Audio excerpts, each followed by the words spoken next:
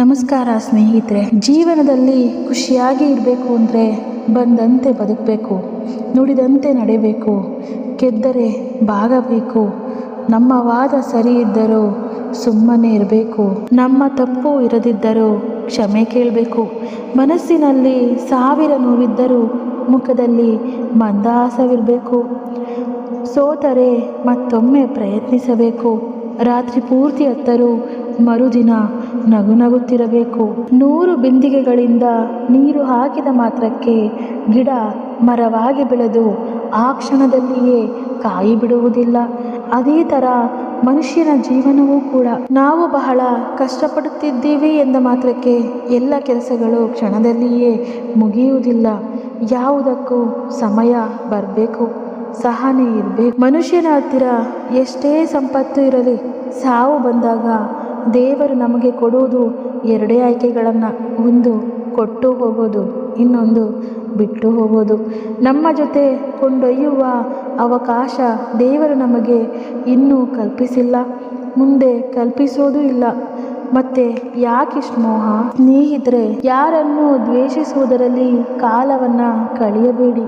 ಈ ಜೀವನ ತುಂಬ ಚಿಕ್ಕದು. ಯಾಕೆಂದರೆ ನಮ್ಮ ಪಯಣ ಎಲ್ಲಿ ಯಾವತ್ತು ಮುಗ್ದೋಗುತ್ತೋ ಯಾರಿಗೂ ಗೊತ್ತಿಲ್ಲ. ಪ್ರಯತ್ನಿಸಿದವನಿಗೆ ಸಹಾಯ ಮಾಡಿ, ಆಗ ನಿಮ್ಮ ಅಭಿವೃದ್ಧಿಗೆ ಮತ್ತೊಬ್ಬರು ಸಹಾಯ ಮಾಡುತ್ತಾರೆ.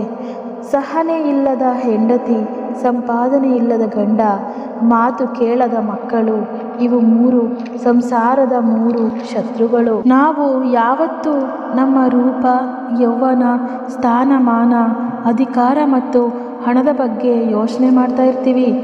ನಮ್ಮ ಇಷ್ಟಪಡೋರಿಗೆ, ನಮ್ಮನ್ನು ಇಷ್ಟಪಡದೇ ಇರೋರಿಗೆ ಇದು ಯಾವುದರ ಅವಶ್ಯಕತೆಯೂ ಇಲ್ಲ.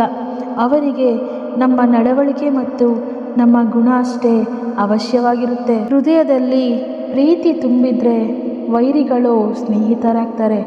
ಮನದಲ್ಲಿ ದ್ವೇಷವನ್ನೇ ತುಂಬಿಕೊಂಡಿದ್ರೆ ಸ್ನೇಹಿತರು ಕೂಡ ವೈರಿಗಳಾಗ್ತಾರೆ. ಗುರಿ ಇಟ್ಕೊಂಡು ಸಾಗುವವರು ಯಾವತ್ತಿಗೂ ಸಾಧಕರಾಗುತ್ತಾರೆ. ಕೇವಲ ಆಸೆಗಳನ್ನು ಇಟ್ಕೊಂಡವರು ಸಾಮಾನ್ಯವಾಗಿ ಉಳಿದು ಬಿಡ್ತಾರೆ. ಕೋಪ ಎಷ್ಟೇ ತೀವ್ರವಾಗಿದ್ದರೂ ಅದರಿಂದ ಗತಕಾಲವನ್ನು ಬದಲಿಸಲು ಸಾಧ್ಯವಿಲ್ಲ. ಅದೆಷ್ಟೇ ಆತಂಕವಿದ್ದರೂ ಅದರಿಂದ ಭವಿಷ್ಯ ಕೂಡ ಬದಲಾಗೋದಿಲ್ಲ. ಸೋಲು ಎನ್ನುವುದು ಜೀವನದ ಒಂದು ಅವಿಭಾಜ್ಯ ಅಂಗ. ಸೋಲದೇ ಇದ್ದರೆ ನೀವು ಯಾವತ್ತೂ ಕಲಿಯೋದಕ್ಕೆ ಆಗೋದೇ ಇಲ್ಲ. ಕಲಿದೇ ಇದ್ದರೆ ನೀವು ಯಾವತ್ತಿಗೂ ಬದಲಾಗೋದಿಲ್ಲ. ಬದಲಾಗದೇ ಇದ್ದರೆ ಬದುಕಿನಲ್ಲಿ ನಿಂತ ನೀರಾಗುತ್ತೀರ. ಸೋಲು ಬದುಕಿನ ಅಂತ್ಯ ಎಂದು ಭಾವಿಸಬೇಡಿ.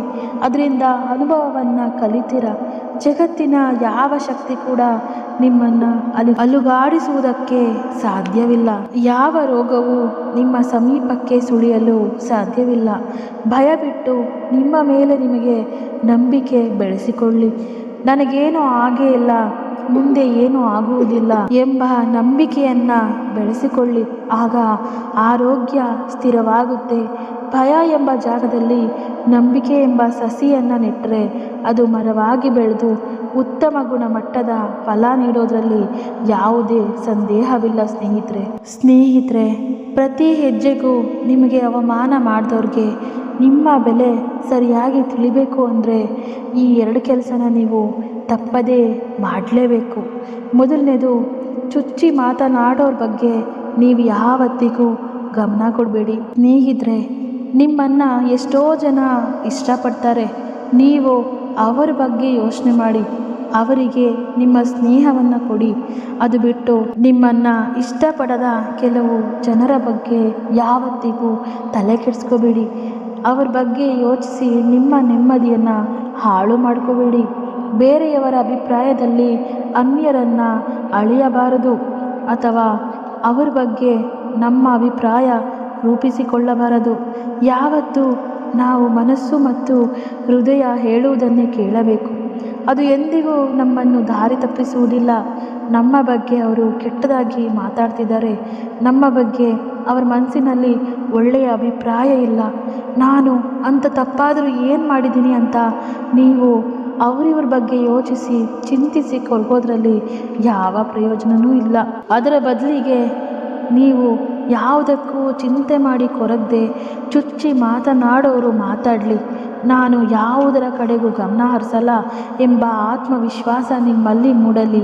ನೊಂದಿರುವವರನ್ನು ಮತ್ತಷ್ಟು ನೋಯಿಸಬೇಡಿ. ತಪ್ಪಿದ್ದು ಪ್ರಾಯಶ್ಚಿತ್ತ ಪಡಲು ಅವರಿಗೆ ಒಂದು ಅವಕಾಶವನ್ನು, ಸಮಯವನ್ನು ಕೊಡಿ. ಅದೇ ನೀವು ಅವರಿಗೆ ನೀಡಬಹುದಾದ ಸಹಾನುಭೂತಿ. ನಿಮ್ಮ ಅಂತರಾಳದಲ್ಲಿ ಪ್ರೀತಿ, ವಿಶ್ವಾಸ, ನಂಬಿಕೆ ತುಂಬಿಕೊಳ್ಳಿ.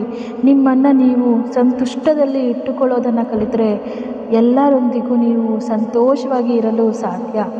ನೀವು ಏಕಾಂತದಲ್ಲಿದ್ದಾಗ ಮತ್ತು ಸುಮ್ಮನೆ ಕುಳಿತಾಗಲೆಲ್ಲ ಆಶಾವಾದಿ ವಿಚಾರವನ್ನು ಮಾತ್ರ ಯೋಚನೆ ಮಾಡಬೇಕು. ದುರಾಲೋಚನೆಗಳಿಗೆ ಅವಕಾಶ ಕೊಟ್ಟಲ್ಲಿ ನಿಮಗೆ ತಿಳಿಯದೆ ಅವು ನಿಮ್ಮ ವರ್ತನೆಗಳಲ್ಲೂ ಕಾಣಿಸಿಕೊಳ್ಳಲು ಪ್ರಾರಂಭವಾಗುತ್ತೆ. ಅದರಿಂದ ಚುಚ್ಚಿ ಮಾತನಾಡೋರ ಬಗ್ಗೆ ಯಾವತ್ತಿಗೂ ಗಮನ ಕೊಡಬೇಡಿ ಸ್ನೇಹಿತರೆ. ನೀವು ಮಾಡಬೇಕಾಗಿರೋಂಥ ಎರಡನೇ ಕೆಲಸ, ಭಯವನ್ನು ನೀವು ಮೊದಲು ಬಿಟ್ಟು ಬಿಡಬೇಕು. ಹೌದು, ಭಯ ಮನುಷ್ಯನ ಅತ್ಯಂತ ದೊಡ್ಡ ಶತ್ರು. ನಿಮ್ಮ ಭಯವನ್ನು ಯಾವಾಗ ಕಡಿಮೆಯಾಗುತ್ತೋ ಆಗ ನಿಮ್ಮ ನಿಜವಾದ ಬದುಕು ಶುರುವಾಗುತ್ತೆ. ನೀವು ಗುಲಾಬಿಯಂತಹ ಸುಂದರ ಜೀವನವನ್ನು ಸಾಗಿಸಬೇಕು ಅನ್ನೋದು ತಪ್ಪಲ್ಲ. ಅದು ಎಲ್ಲರಿಗೂ ಅಂತ ಆಸೆ ಇದ್ದೇ ಇರುತ್ತೆ. ಆದರೆ ನೀವು ಮುಳ್ಳಿನ ಜೊತೆ ಜೀವನ ಮಾಡೋದನ್ನು ರೂಢಿಸ್ಕೊಳ್ಬೇಕಾಗುತ್ತೆ. ಯಾಕೆ ಅಂದರೆ ನಿಮ್ಮ ಸುತ್ತಮುತ್ತ ಇರೋರು ಮುಳ್ಳಿನ ಹಾಗೆ ಇರ್ತಾರೆ. ಅವರಿಗಾಗಿ ನೀವು ಯಾವತ್ತೂ ಭಯಪಡಬೇಡಿ. ಅವರ ಜೊತೆನೇ ಬದುಕಬೇಕು. ಅವರ ಎದುರೇ ನೀವು ಗೆದ್ದು ತೋರಿಸಬೇಕು. ನನ್ನನ್ನು ಅವಮಾನ ಮಾಡ್ತಿದ್ದಾರೆ ಅಂದರೆ ಮುಂದೆ ಅವರಿಗೂ ಕೂಡ ನಾನು ಏನು ಅನ್ನೋದನ್ನು ತೋರಿಸ್ಬೇಕು. ನನ್ನ ಗೆಲುವಿನ ಮುಖಾಂತರ ಅವರಿಗೆ ಪಾಠ ಕಲಿಸ್ತೀನಿ ಎಂಬ ಆತ್ಮವಿಶ್ವಾಸವನ್ನು ಬೆಳೆಸ್ಕೊಳ್ಳಿ. ಮೊದಲು ನಾನು ಗೆದ್ದೇ ಗೆಲ್ತೀನಿ, ನನ್ನಲ್ಲಿ ಆತ್ಮವಿಶ್ವಾಸ ಇದೆ, ನಾನು ಯಾವ ತಪ್ಪು ಮಾಡಿಲ್ಲ, ನನ್ನದು ಏನೂ ತಪ್ಪಿಲ್ಲ, ನನಗೆ ಸುಮ್ಮನೆ ತೊಂದರೆ ಕೊಡೋರಿಗೆ ನಾನು ಯಾವತ್ತಿಗೂ ಭಯ ಪಡೋದಿಲ್ಲ ಎಂಬ ಆತ್ಮವಿಶ್ವಾಸವನ್ನು ನೀವು ಬೆಳೆಸ್ಕೋಬೇಕಾಗುತ್ತೆ ಸ್ನೇಹಿತರೆ. ಈ ಎರಡು ಕೆಲಸಗಳನ್ನು ನೀವು ಚಾಚು ತಪ್ಪದೆ ಮಾಡಿ. ನಿಮ್ಮ ಜೀವನದಲ್ಲಿ ಎಷ್ಟೇ ಅವಮಾನ ಮಾಡಿದರೂ ಅವರಿಗೆ ನೀವು ಸರಿಯಾಗಿ ಪಾಠ ಕಲಿಸ್ತೀರ. ನಿಜವಾಗಿಯೂ ಕಷ್ಟದಲ್ಲಿರುವ ದುರ್ಬಲರಿಗೆ ಒಮ್ಮೆ ಸಹಾಯ ಮಾಡಿ ನೋಡಿ. ಅವರ ಕಣ್ಣಲ್ಲಿ ಕೃತಜ್ಞತೆಯ ಭಾವ ಕಂಡ ನಿಮ್ಮ ಸಂತೋಷಕ್ಕೆ ಎಲ್ಲೇ ಇರುವುದಿಲ್ಲ. ಸಹಾಯ ಹಣದ ಮೂಲಕವೇ ಆಗಬೇಕು ಎಂದೇನೂ ಇಲ್ಲ. ಮಾನವೀಯ ಬೆಂಬಲವಾದರೂ ಸರಿ, ಒಮ್ಮೆ ಪ್ರಯತ್ನಿಸಿ ನೋಡಿ. ಬಡವರಿಗೆ, ದೀನದಲಿತರಿಗೆ, ಕೈಲಾಗದವರಿಗೆ ಯಾವುದಾದರೂ ಒಂದು ರೀತಿಯಲ್ಲಿ ಸಹಾಯ ಮಾಡಿ. ಅದರ 2 ಪಟ್ಟು ದೇವರು ನಿಮಗೆ ಸಹಾಯ ಮಾಡುತ್ತಾನೆ. ನಾವು ಏನನ್ನೂ ಮಾಡುವುದಿಲ್ಲ, ಯಾರಾದರೂ ಮಾಡಿದರೆ ಅದರಲ್ಲಿ ತಪ್ಪು ಕಂಡು ಹಿಡಿತೀವಿ. ಇದು ನಮ್ಮ ಯುವ ಜನಾಂಗದ ಅಶಾಂತಿಗೆ ಕಾರಣವಾಗುತ್ತೆ. ಅದನ್ನು ಬಿಡಿ.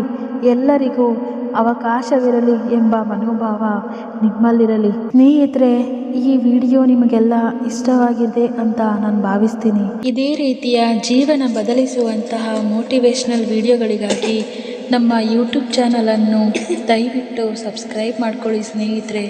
ಎಲ್ಲರಿಗೂ ಒಳ್ಳೆಯದಾಗಲಿ. ಧನ್ಯವಾದಗಳು.